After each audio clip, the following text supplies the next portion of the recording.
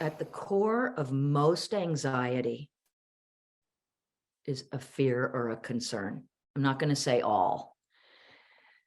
What we want to do is when we're anxious, agitated, I want to teach you how to turn towards that so that you can listen to the part or parts who are actually trying to tell you something's bothering me, something feels wrong, please pay attention. Now, that's not always the case. There's biological agitation and anxiety, no doubt about that. Is there a way to tell the difference between biological anxiety and psychological, let's just say, / spiritual? So yeah, and it's with this body and psychology, these things aren't always so linear and so easy. What I recommend people do if they've had just chronic anxiety, low grade nervousness, is we could check hormones and thyroid, because sometimes these are off. Very common that these things are off.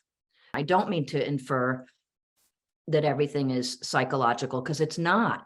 So I don't want to be dismissive of that. But mostly agitation and anxiety is a fear or a concern, meaning a part trying to say, something doesn't feel right.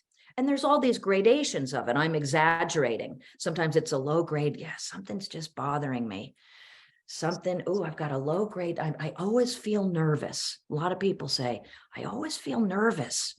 So what we want to do is find out, is there a part or a parts who are trying to tell you that something in your life doesn't feel right, whether it's a person, a situation, something you're eating, something you're wearing. I don't know, something that's not happening in your life that the part is trying to say, please learn more about this. So what we want to do is turn towards the anxiety and the fear or concern. And so that's why I started with saying, please, I want to encourage you to really take on that anxiety and is a fear or a concern. So you say to yourself, is there a fear or concern that's happening here?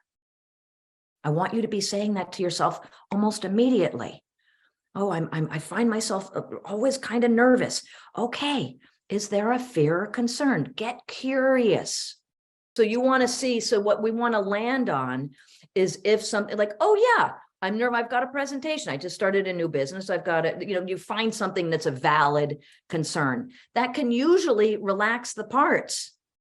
Oh yeah, but if it's something that you need to tend to, oh yeah, I've been in this relationship for a long time and I notice it doesn't make me happy. I actually get kind of nervous when I go home. You want to look at that, because if that's low grade nervousness, that's wearing down your bandwidth. And we all have precious limited amount of that. So you really want to tend to it if there's something you can do or not. Look at things in your life. Review the people, review the situations.